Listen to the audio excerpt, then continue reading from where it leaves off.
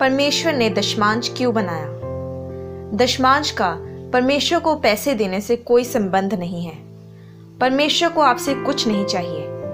आप परमेश्वर को कुछ दे भी नहीं सकते। धरती पर जो कुछ भी है पहले से ही परमेश्वर का है।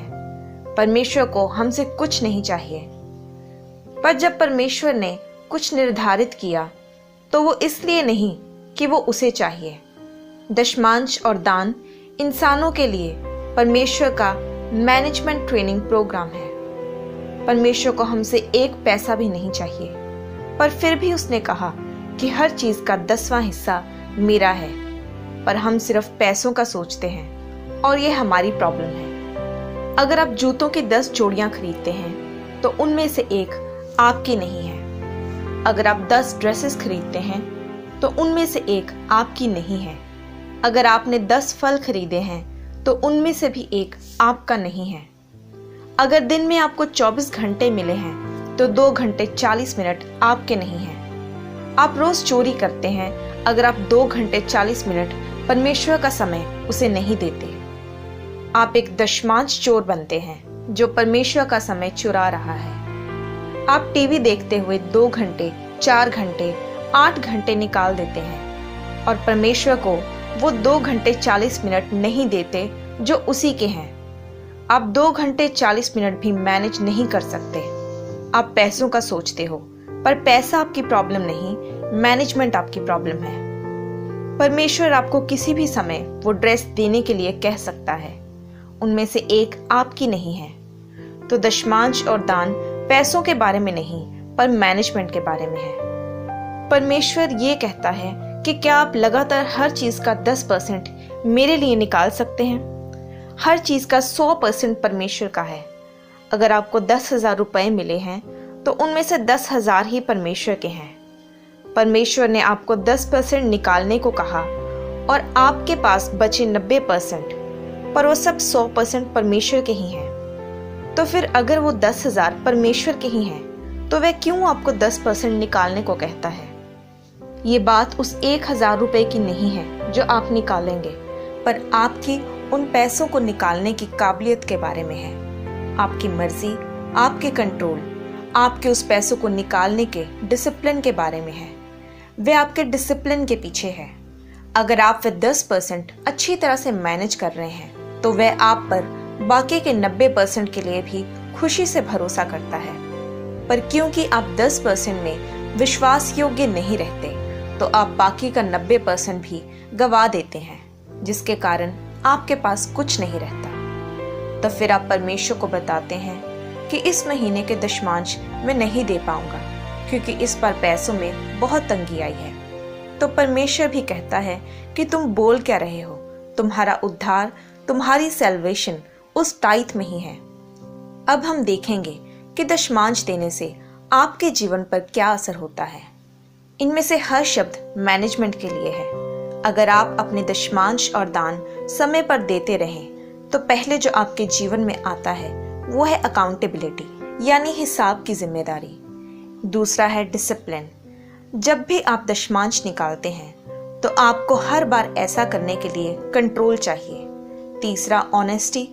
एक टाइथर बनने के लिए आपको ऑनेस्ट होना जरूरी है, क्योंकि आपको कोई नहीं देख रहा सिवाय परमेश्वर के। आप सभी को झूठ बोल सकते हैं, पर परमेश्वर जानता है कि आपने टाइथ दिया कि नहीं। इसका मतलब टाइथ देना आपको ऑनेस्ट बनाता है और मैनेजर्स का ऑनेस्ट होना बहुत जरूरी है। चौथा है डिलीजेंस, यानी आप लगातार इस बात पर काम करते हैं कि आप वे 10% चुराए नहीं, और मैनेजर्स को भी यही करना होता है। पांचवा फेथफुलनेस, यानी वफादारी। मैनेजर्स में यही कमी होती है कि वे वफादार नहीं होते और टाइथ देने के लिए वफादारी की जरूरत पड़ती है। 6वां ट्रस्टवर्दीनेस। आपको हर बार टाइथ देने के लिए परमेश्वर को आप पर हर बार ट्रस्ट करना पड़ता है। मैंने आपको एक मैनेजर के गुण बताए हैं। वे अकाउंटेबल होते हैं, डिसिप्लिन्ड होते हैं, ऑनेस्ट होते हैं, डिलीजेंट होते हैं, फेथफुल होते हैं और ट्रस्टवर्दी होते हैं। प्रभु यीशु मसीह ने एक दिन टॉप क्लास मैनेजमेंट दिखाई। एक दिन जब 5000 लोग एक जगह पर थे और वे सब भूखे थे और ये औरतों और बच्चों को छोड़कर सिर्फ पुरुषों की गिनती थी, तो वह तकरीबन 12,000 लोग होंगे और वह उन्हें कुछ खाने को बांटने वाला था। मरकुस 6:40 में लिखा कि वे 100 और 50 की टोलियों में बैठ गए, यानी कि ये एडमिनिस्ट्रेशन थी, यानी प्रबंध करना।